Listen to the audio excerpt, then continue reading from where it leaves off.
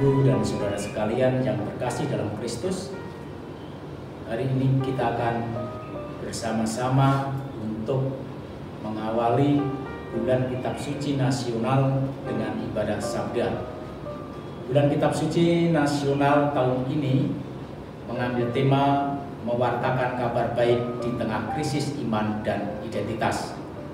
Maka sebelum ibadah sabda ini kita mulai, maka kita bersama-sama mengawali dengan membuat tanda salib sebagai tanda kemenangan Kristus. Dalam nama Bapa dan Putra dan Roh Kudus. Amin. Semoga kasih karunia Tuhan Yesus Kristus, cinta kasih Allah dan persekutuan Roh Kudus senantiasa beserta kita sekarang dan selama-lamanya. Anak-anak, Bapak, Ibu, dan Saudara yang terkasih dalam Kristus, bulan September adalah bulan Kitab Suci Nasional. Gereja mengajak untuk semakin mencintai dan menghadirkan kitab suci dalam kehidupan kita sehari-hari.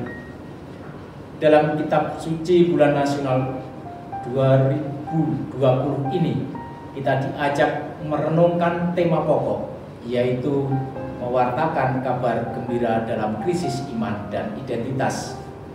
Anak-anak yang terkasih, Bapak, Ibu, dan Saudara sekalian, banyak orang Kristiani menghadapi krisis yang menyangkut iman mereka dan sekaligus identitas mereka. Bisa jadi kita bukan orang yang mengalami krisis, tetapi tetap perlu belajar untuk menolong saudara-saudari kita yang sedang menghadapi krisis. Kita akan belajar dari pengalaman orang Yahudi yang diangkut ke pembuangan di Babel dan para murid Yesus yang ditinggalkan oleh Yesus ketika ia ditangkap dan disalibkan. Kedua komunitas yang mengalami krisis iman dan identitas ini berhasil melewati krisis yang mereka alami. Apa yang mereka lakukan ketika menghadapi krisis itu? Ternyata kedua kelompok itu melakukan hal yang sama, yaitu menegaskan kembali identitas mereka. Bagaimana mereka dapat memahami identitas mereka? Dari hubungan mereka dengan Allah, orang-orang Yahudi melihat kembali siapa sesungguhnya Allah yang mereka percaya dan melihat siapa mereka di hadapan Allah. Demikian juga para murid Yesus melihat kembali siapa sesungguhnya Yesus yang mereka ikuti dan melihat siapa mereka di hadapan Yesus. Hal yang sama akan kita lakukan dalam bulan Kitab Suci Nasional ini. Kita diajak untuk melihat kembali kebenaran mengenai Allah dan siapa umat Kristiani di hadapan Allah itu. Dalam 4 pertemuan kita akan mendalami adalah siapa Allah yang dipercaya oleh umat Kristiani dan siapa sesungguhnya umat Kristiani di hadapan Kristus. Kebenaran mengenai Allah ini sesungguhnya adalah kabar gembira yang diajarkan oleh Yesus. Dari kebenaran mengenai Allah inilah umat Kristiani memperoleh identitasnya. Kesadaran mengenai identitasnya ini akan mendatangkan sukacita bagi orang yang percaya dan menuntun cara hidupnya selama tinggal di dunia. Nah, anak-anak yang terkasih, dalam pertemuan yang pertama ini kita akan mendalami tema Allah adalah sumber cinta kasihku. Kita diajak untuk melihat bagaimana Allah mencintai kita. Kalau kita memahami bahwa Allah mengasihi kita, kita pun menyadari bahwa kita adalah orang-orang yang dikasihi oleh Allah. Kesadaran ini pun akan menolong kita untuk hidup sebagai orang yang dikasihi Allah itu, agar kita layak mendengarkan sabda Tuhan. Maka marilah kita mengakui segala dosa-dosa kita di hadapan Allah. Anak-anak yang terkasih, Bapak, Ibu, dan saudara-saudari yang terkasih dalam Kristus, marilah menyesali, mengakui bahwa kita telah berdosa, supaya layak kita ikut ambil bagian dalam ibadat sabda ini. Saya mengaku kepada Allah yang Maha Kuasa dan kepada saudara sekalian bahwa saya telah berdosa dengan pikiran dan perkataan, dengan perbuatan dan kelalaian. Saya berdosa, saya sungguh berdosa. Oleh sebab itu saya mohon kepada Santa Perawan Maria, kepada para malaikat dan orang kudus, dan kepada saudara sekalian, supaya menolongkan saya pada Tuhan kita. Amin. Semoga Allah yang Maha Kuasa mengasihani kita, mengampuni dosa kita, dan menghantar kita ke hidup yang kekal. Tuhan, kasihanilah kami. Tuhan, kasihanilah kami. Kristus, kasihanilah kami. Kristus, kasihanilah kami. Tuhan, kasihanilah kami. Tuhan, kasihanilah kami. Marilah kita berdoa. Bapa yang makasih, kami mengucap syukur kepadamu karena Engkau mengumpulkan kami untuk bersama-sama mempelajari kasih-Mu kepada kami. Kami mohon utuslah Roh Kudus-Mu untuk membimbing kami, untuk memahami sabda-Mu, sehingga kami dapat mengasihi sesama seperti kasih-Mu kepada kami. Dengan pengantaran Yesus Kristus Putra-Mu, Tuhan kami, yang bersama dengan Diko dalam persatuan dengan Roh Kudus, hidup dan berkuasa Allah sepanjang segala masa.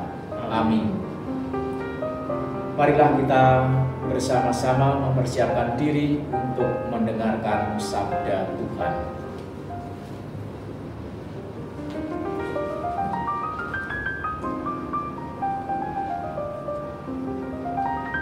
Allah adalah kasih. Bacaan diambil dari surat pertama Yohanes, bab 4 ayat 7 sampai dengan 21. Saudara-saudariku yang kekasih, marilah kita saling mengasihi, sebab kasih itu berasal dari Allah, dan setiap orang yang mengasihi, ia lahir dari Allah dan mengenal Allah.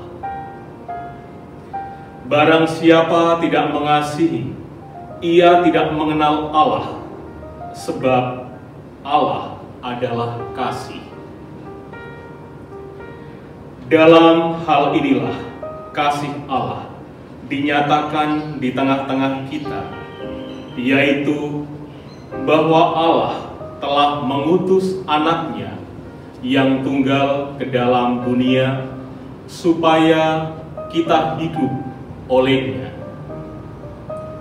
Inilah kasih itu, bukan kita yang telah mengasihi Allah, tetapi Allah yang telah mengasihi kita dan yang telah mengutus anaknya sebagai pendamaian bagi dosa-dosa kita.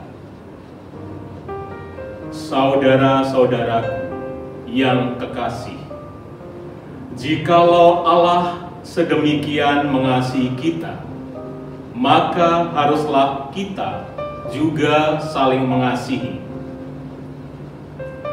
Tidak ada seorang pun yang pernah melihat Allah. Jika kita saling mengasihi, Allah tetap di dalam kita dan kasih-Nya sempurna dalam kita. Demikianlah kita ketahui bahwa kita tetap berada di dalam Allah dan Dia di dalam kita. Ia telah mengaruniakan kita mendapat bagian dalam Roh-Nya. Dan kami telah melihat dan bersaksi bahwa Bapa telah mengutus anaknya menjadi juru selamat dunia.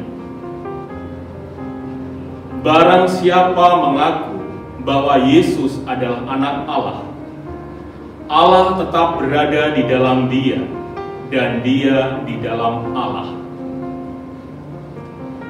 Kita telah mengenal dan telah percaya akan kasih Allah kepada kita.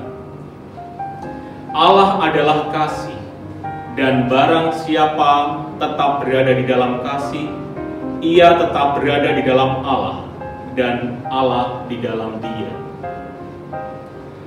Dalam hal inilah kasih Allah sempurna di dalam kita, yaitu kalau kita mempunyai keberanian percaya pada hari penghakiman, karena sama seperti Dia, kita juga ada di dalam dunia ini.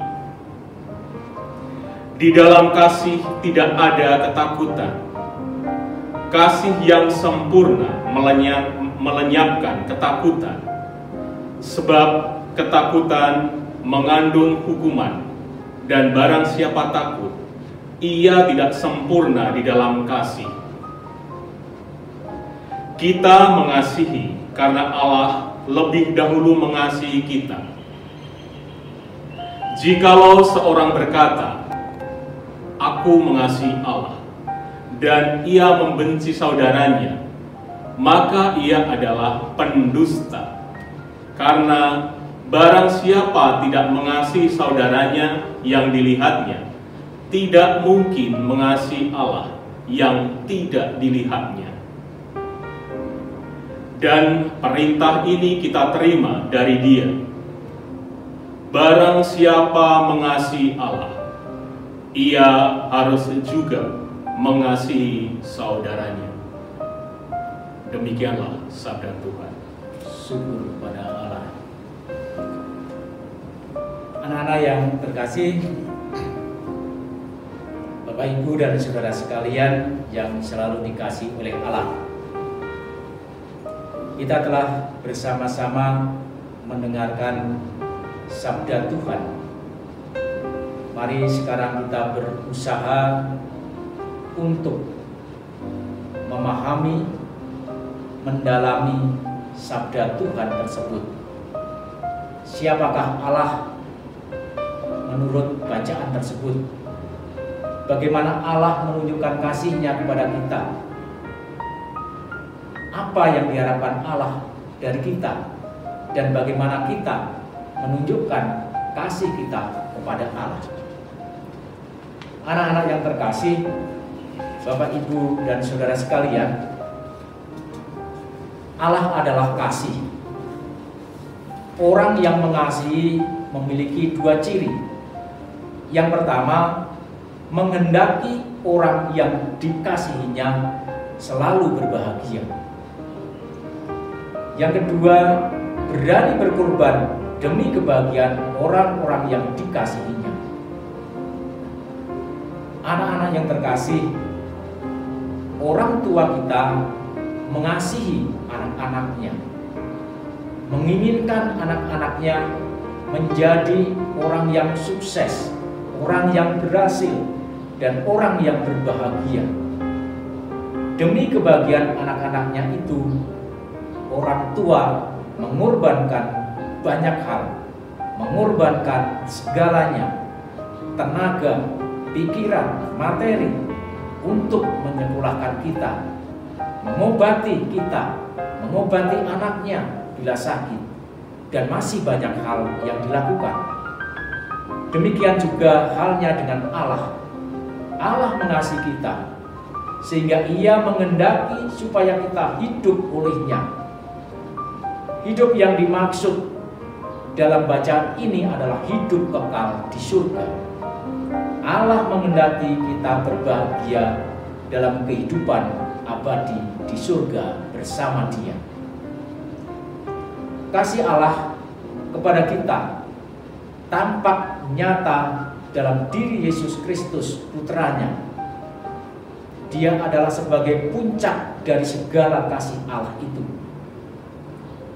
Agar kita berbahagia bersamanya dalam surga, Allah rela mengutus putranya sendiri untuk menyelamatkan kita. Dia harus menanggung dosa-dosa kita, menderita dan wafat di salib demi keselamatan kita. Setelah ditebus oleh Yesus, kita pun diangkat menjadi anak-anak Allah yang akan mewarisi kerajaan surga. Anak-anak yang terkasih, pengorbanan Tuhan Yesus di kayu salib untuk menyelamatkan kita itu jelas menunjukkan betapa Ia mengasihi kita. Ia sendiri pernah mengatakan bahwa tidak ada kasih yang lebih besar daripada kasih seorang yang menyerahkan nyawanya untuk sahabat-sahabatnya. Maka wajarnya kalau orang dikasihi, maka ia akan membalasnya dengan mengasihi orang yang mengasihinya.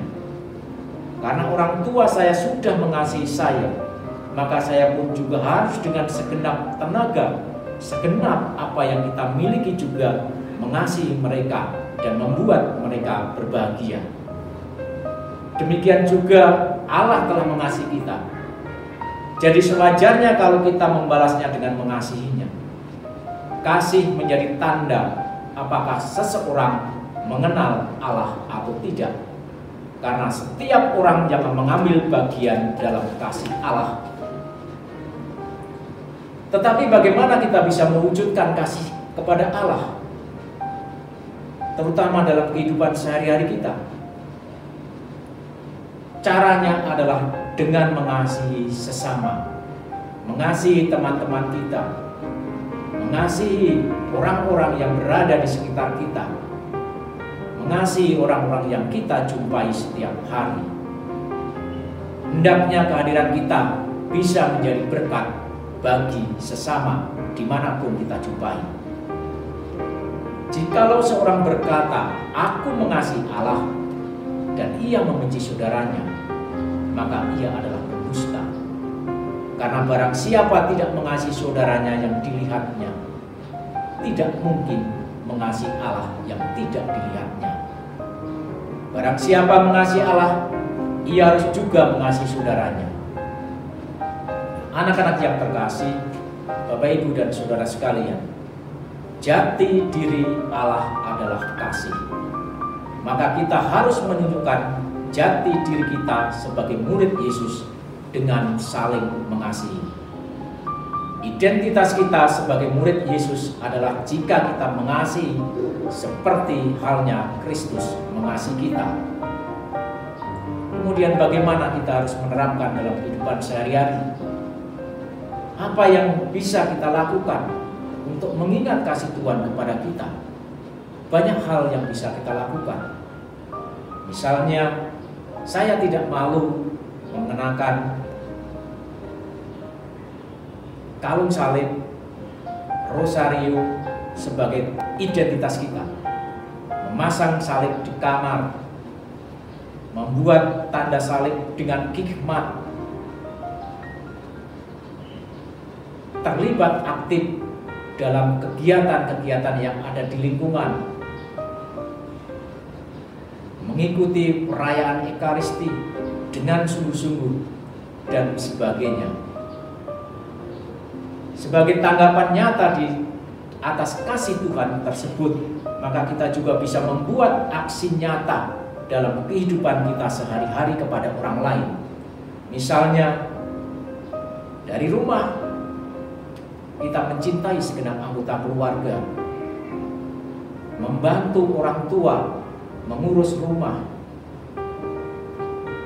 mengunjungi teman yang sakit, memberikan makanan kepada mereka yang miskin, bersikap murah hati kepada siapapun yang membutuhkan, berpihak kepada yang lemah, yang miskin, yang dihinakan, dan sebagainya.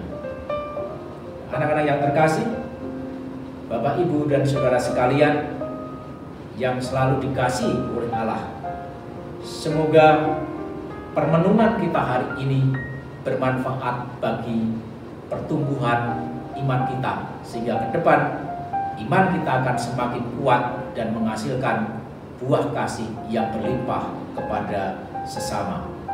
Amin. Marilah kita lanjutkan ibadah kita ini dengan doa umat. Marilah kita dengan segenap hati memanjatkan doa kepada Allah yang Maha Pengasih dan Penyayang, yang dengan murah hati mendengarkan doa orang beriman. Bagi bangsa dan negara, ya Bapa, berkatilah bangsa dan negara kami yang sedang mengalami percobaan, agar segera terhindar dari wabah COVID-19 ini, sehingga bangsa dan negara kami dapat kembali melanjutkan perjuangannya dalam mewujudkan cita-cita. Marilah kita mohon. Bagi gereja, ya Bapa, berkatilah gerejamu di seluruh dunia, agar dengan tiada henti-hentinya mewartakan amanat cinta kasih Kristus dan menjadi tempat perlindungan bagi semua orang, terutama yang miskin dan tertindas, serta mengalami kemalangan dan penderitaan. Marilah kita mohon. Kabulkanlah doa kami ya Tuhan. bagi mereka yang sedang sakit dan menderita. Bapa yang pengasih dan penyayang, kami mohon kepadamu, berilah keteguhan dan penghiburan serta kesembuhan bagi mereka yang sedang sakit dan menderita. Marilah kita mohon. Kabulkanlah doa kami ya Tuhan. Bagi kita semua, ya Bapa, berkatilah kami semua umat-Mu, agar kami dapat menjadi perpanjangan tangan kasih-Mu, sehingga kami dapat menjadi berkat bagi sesama, terutama bagi mereka yang kurang beruntung, menderita, dan tersingkirkan. Marilah kita mohon. Kabulkanlah doa kami ya Tuhan. Marilah kita hening sejenak, kita berdoa bagi kepentingan kita masing-masing. Marilah kita mohon. Kabulkanlah doa kami ya Tuhan. Marilah kita persatukan seluruh doa-doa kita dengan doa yang telah diajarkan oleh Tuhan Yesus sendiri. Bapa kami yang ada di surga, dimuliakanlah nama-Mu, datanglah kerajaan-Mu, jadilah kehendak-Mu di atas bumi seperti dalam surga. Berilah kami rezeki pada hari ini, dan ampunilah kesalahan kami, seperti kami pun mengampuni yang bersalah kepada kami. Dan janganlah masukkan kami ke dalam pencobaan, tetapi bebaskanlah kami dari yang jahat. Amin. Marilah kita berdoa. Bapa yang Maha Kasih, kami telah mendengarkan sabda-Mu, dan kami tahu bahwa Engkau adalah kasih. Utuslah Roh Kudus-Mu agar kami dapat mengasihi-Mu dalam diri sesama kami, seperti Engkau telah mengasihi kami. Dengan demikian kami menunjukkan diri sebagai murid-murid Yesus Kristus, Putra-Mu, dan menghadirkan kasih-Mu kepada sesama kami. Demi Kristus Tuhan kami, kini dan sepanjang masa. Amin. Dalam nama Bapa, Putra, dan Roh Kudus. Amin. Anak-anak yang terkasih, Bapak, Ibu, dan Saudara sekalian, ibadah sabda pembukaan bulan Kitab Suci Nasional sudah selesai. Marilah kita pergi mewartakan kasih Tuhan. Syukur kepada Allah.